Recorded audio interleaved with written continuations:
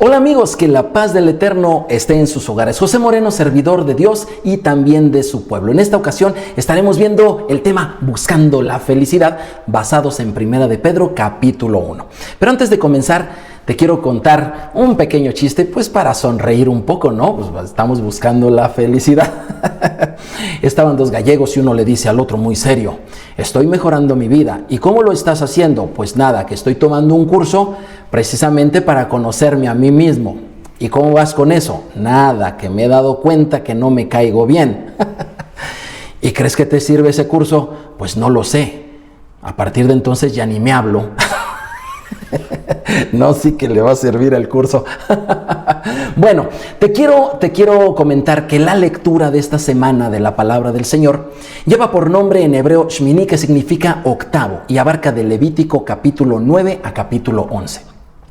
En esta porción se mencionan varias cosas, pero me llama mucho la atención que se mencionan las leyes dietéticas, sí, las leyes que Dios puso para la alimentación de su pueblo.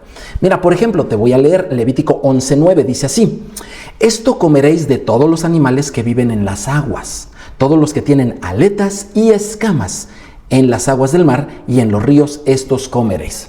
La porción se llama octavo porque comienza diciendo que al octavo día Dios le dio una serie de instrucciones a Moisés, Aarón y a los líderes de Israel para que se hicieran varias cosas y que Dios estuviera más cerca de su pueblo. Es decir, esa relación distante que había habido entre Dios y el ser humano desde Adán ya comenzaba a cerrar la brecha. Y para poder conservar esta cercanía entre Dios y el ser humano, había que enseñarles acerca de la santidad en un tema muy importante: la comida. ¿Sabías tú que la santidad del pueblo de Dios abarca la comida? Sí. Para Dios, el aspecto de la comida es muy importante. Sí, a Dios le importa mucho lo que el ser humano come. A lo mejor para el ser humano no tanto, pero en su palabra es claro. ¿Habías tú recapacitado o has pensado en que el pecado entró al ser humano porque una ley fue quebrantada y esa ley fue referente a la alimentación? Por eso te digo, para Dios es muy importante lo que el ser humano come. Y aquí en esta porción nos dice que respecto de los peces, de los animales del mar, pues de los peces, tienes que comer, sí, porque esto es lo que le agrada al Señor, tienes que comer los que tienen escamas, pero también tienen aletas. Hay algunos peces que solamente tienen aletas, como por ejemplo el tiburón, el bagre, la sierra, pero hay otros que sí tienen tanto escamas como aletas, como por ejemplo el salmón, el bacalao, el atún. Hay atunes que tienen escamas, la mojarra, en fin, hay muchos pescados que sí tienen las dos. Dios consideró aptos esos animales que tienen estas dos cualidades, escamas y aletas. Dios los consideró aptos, aceptables, convenientes, inclusive aptos para prosperar. ¿De dónde salen todos estos conceptos de aptos, convenientes, justos, correctos, aptos para prosperar? De una palabra que en hebreo seguramente la has oído: kosher. O literalmente, como te la estoy poniendo en pantalla, como viene en la escritura, kasher, así se pronuncia, ahí tiene las vocales, sale. Kasher es apto, conveniente, justo, correcto, mejor y apto para prosperar. Así que cada vez que nosotros ponemos y alineamos nuestra dieta a lo que dicen las escrituras, no solamente estamos obedeciendo a Dios, que ya es bastante, sino que además estamos comiendo de una manera mejor, más conveniente, más apta, justa, correcta, en fin. Esto es sabiduría. Fíjate que en el libro de Eclesiastés, capítulo 10, versículo 10, también viene la palabra kosher o kasher, ¿sale? Allí dice así: el hacha sin filo no corta, pero si no se le saca filo, hay que golpear con más fuerza. Si quieres prosperar, y ahí la palabra prosperar es kasher, si quieres una vida kasher, tienes que saber qué hacer y hacerlo bien. ¿Verdad que una de las cosas que hacemos en la vida es comer? Pues bueno, pues tienes que saber comer bien. Y esto en la opinión del Señor. Pero me llama mucho la atención porque en el caso de los pescados, Dios pone una restricción porque los peces son los animales, por decirlo así, más limpios, más aptos para el consumo humano. Prepararlos no se necesita mucho. De hecho, se pueden inclusive comer hasta crudos. No se necesita una gran preparación para poderlos consumir, ¿verdad? Porque son animales bastante aptos, bastante adecuados para nuestra alimentación. Jesús comía mucho pescado. Sin embargo, dice que escamas y aletas. ¿Y qué nos hace pensar esto? Mira, las escamas representan protección para un pescado, ¿verdad? Y las aletas representan movilidad. Interesante, protección y movilidad. Bueno, aunque las leyes dietéticas no tienen una razón lógica por la cual Dios las dejó, de todas maneras nos ayuda en pensar que podemos aplicar esto, por ejemplo, para nuestras relaciones interpersonales. La próxima vez que busques nuevos amigos o algún socio de negocios o conocer a más personas, busca que tengan estas dos características, no que tengan escamas y aletas, no. No, lo que me refiero es que sean personas que les guste proteger su vida, así como las escamas protegen al pescado. Las personas con las cuales tú te relaciones, busca que sean personas que busquen protección en su vida. ¿Y con qué mejor protección que los consejos de la palabra de Dios? Que basen sus valores en la palabra de Dios. Esto puede representar las escamas. Pero también, por otro lado, que tengan, pues no aletas, ¿verdad? Porque si no serían pescados, pero que sean personas de acción, que sean personas de impulso, de movimiento, no que sean pasivas, que nada quieran hacer. No. Busca estas dos cualidades en tus amigos, pero también busca que estas dos cualidades estén en tu familia. Por cierto, si tú llegas a encontrar personas que tienen, por decirlo así, aletas, es decir, son muy activos, pero que no gustan de proteger su vida con los consejos y la palabra del Señor, ten cuidado y pon atención, porque finalmente kosher no son. Bueno, vamos al tema del día de hoy, buscando la felicidad en Primera de Pedro capítulo 1, y lo vamos a ver en los versículos del 6 al 9. La felicidad, la alegría. Pon atención en la escritura y vas a ver cómo el apóstol Pedro nos habla de la felicidad. Dice así: en lo cual vosotros os alegráis. Ahí está. Aunque ahora por un poco de tiempo, si es necesario, tengáis que ser afligidos en diversas pruebas, para que sometida a prueba vuestra fe, mucho más preciosa que el oro, el cual, aunque perecedero se prueba con fuego, se hallada en alabanza, gloria y honra cuando sea manifestado Jesucristo, a quien amáis sin haberle visto, en quien creyendo ahora, aunque no lo veáis, os alegráis con gozo inefable y glorioso, obteniendo el fin de vuestra fe, que es la salvación de vuestras almas. Dos veces nos habla en este texto el apóstol Pedro de la felicidad. Nos habla con alegría, con un gozo, en fin. La clase pasada, mis amigos, estuvimos viendo cómo Dios nos ha bendecido con tres cosas muy importantes que Pedro nos enseñó, el apóstol Pedro nos enseñó. La primera de ellas es que somos elegidos por Dios para vivir una vida santa, una vida diferente, obedeciendo la palabra. La segunda cosa que hemos recibido es que hemos sido marcados, hemos sido rociados con la sangre preciosa de Jesucristo. Y la tercera, que vivimos protegidos con el poder de Dios.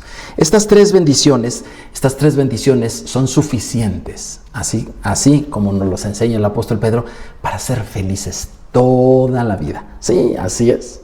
Sin embargo, hay cosas que también quisiéramos en nuestra vida.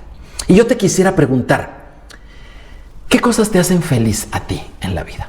Hay muchas cosas muy buenas, muy legítimas, que nos hacen felices. Por ejemplo, el día de ayer estábamos en una celebración de bodas de oro y el novio, ¿verdad?, ya con 50 años de experiencia en el matrimonio, y con lágrimas en los ojos me dice: soy tan feliz por la familia que Dios me dio. Sí, claro que sí.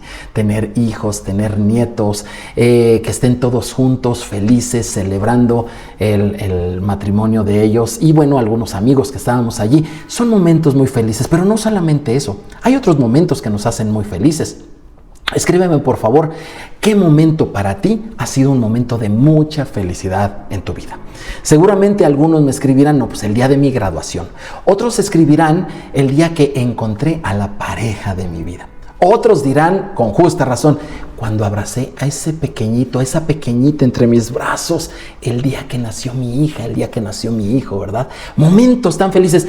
¿Qué te ha hecho feliz a ti en la vida? ¿Qué es lo que a ti te ha hecho feliz? Es muy importante que sepamos.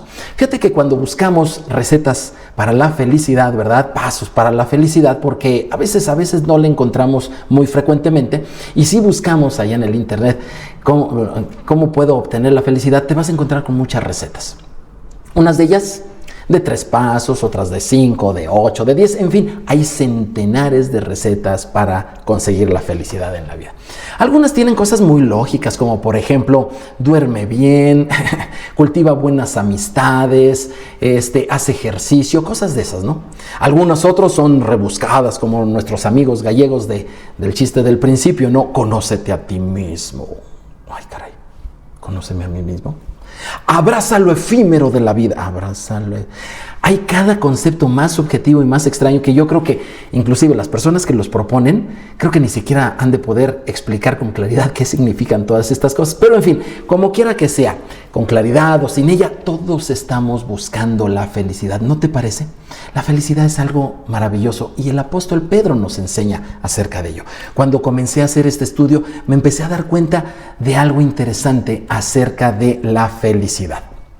Uno de esos momentos en los cuales yo me sentí muy, muy feliz, fue 3 décadas atrás.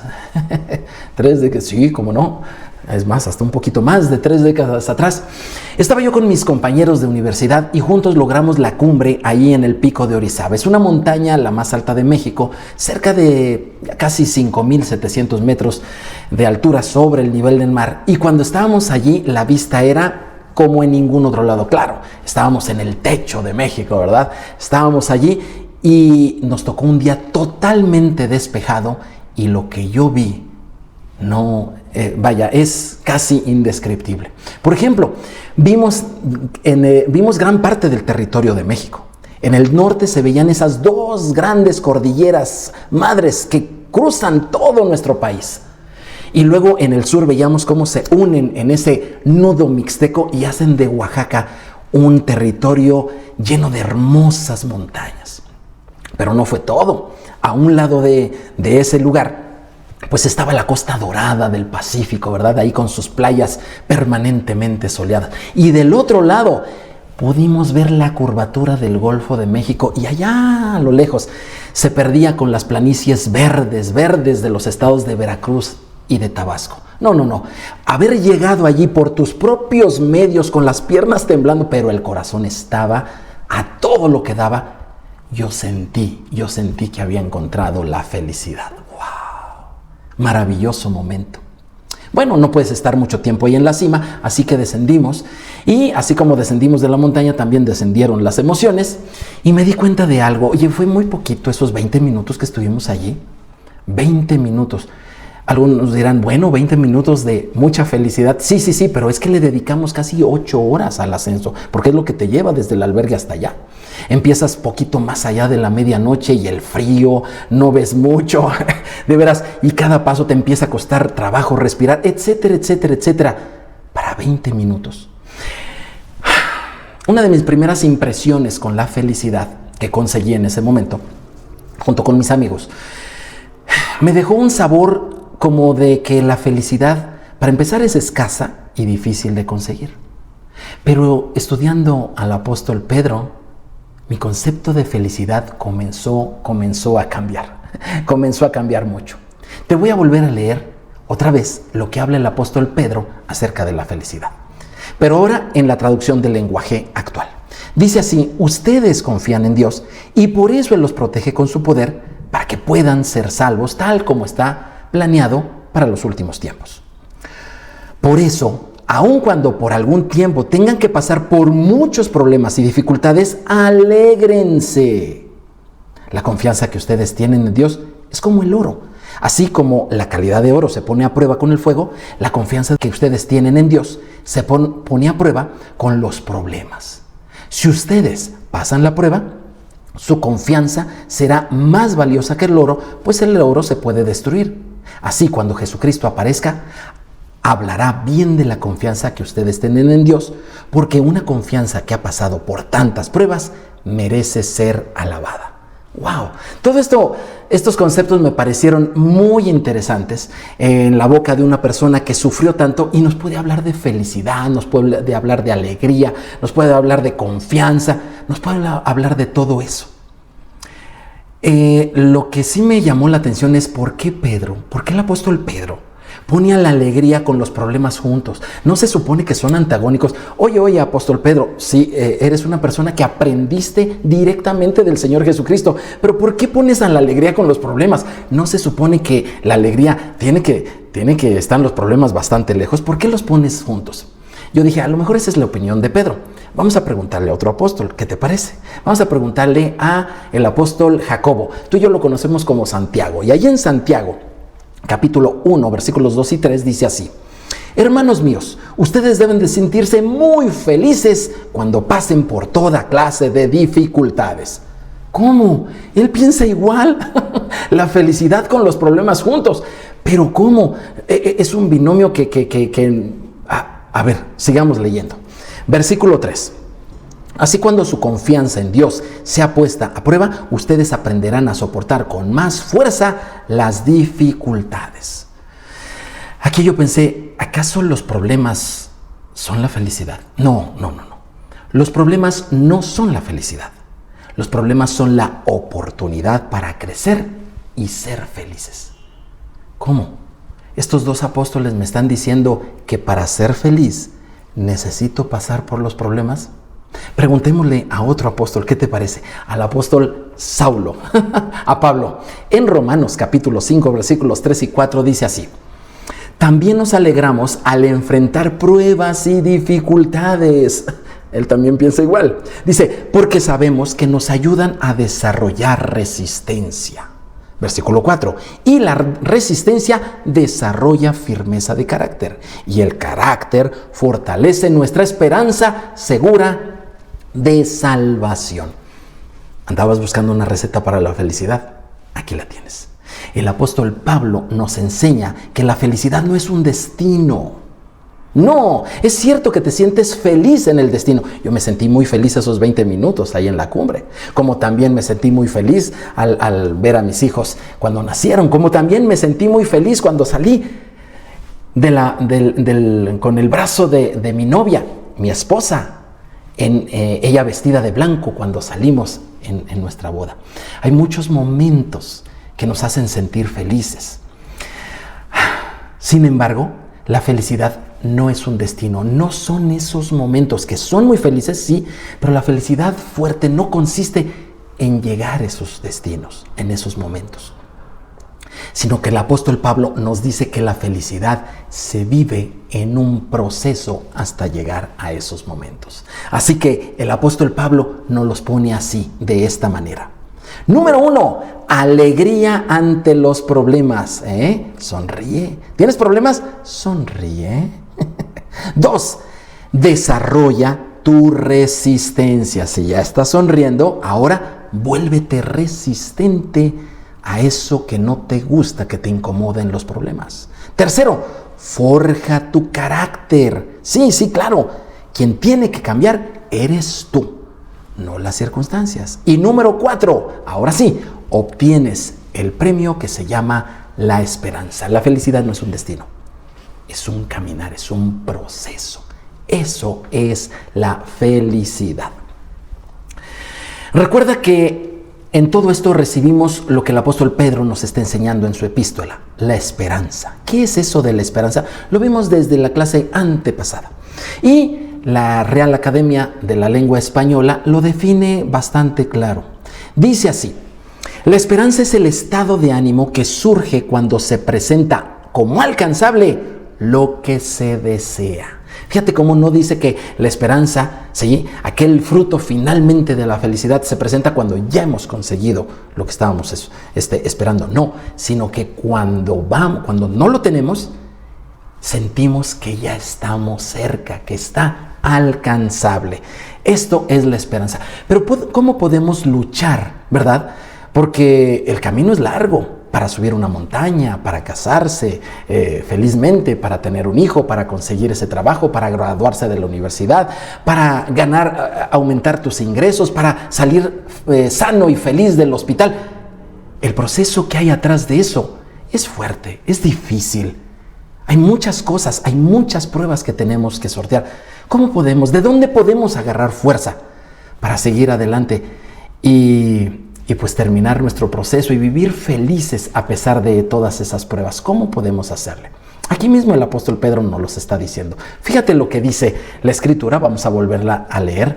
Dice: en lo cual vosotros os alegráis, aunque ahora por un poco de tiempo, si es necesario, que seáis afligidos en diversas pruebas, para que sometida a vuestra fe, mucho más preciosa que el oro, el cual, aunque perecedero, se prueba con fuego, se hallada en alabanza, gloria y honra, cuando sea manifestado Jesucristo. Fíjate versículo 8, a quien amáis sin haberle visto, en quien creyendo, aunque ahora no lo veáis, os alegráis con gozo inefable y glorioso.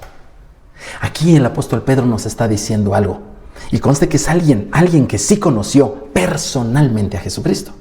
Nos dice: tú no lo ves, pero vive queriendo verlo.